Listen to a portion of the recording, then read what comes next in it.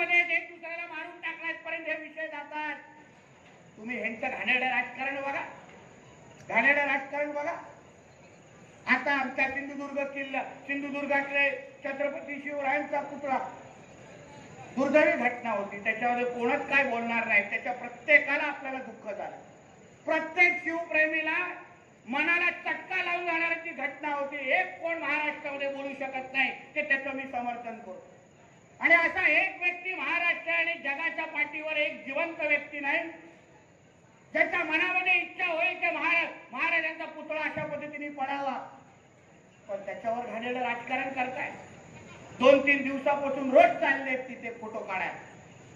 एक त्यांच्यातला नेता जेव्हा तो पुतळा आम्ही लोकांनी नेव्हीच्या कार्यक्रमाच्या निमित्ताने जेव्हा तो नेव्हीने आणि आमच्या सरकारने उभा केला, त्याला किमान 8 महिने झाले.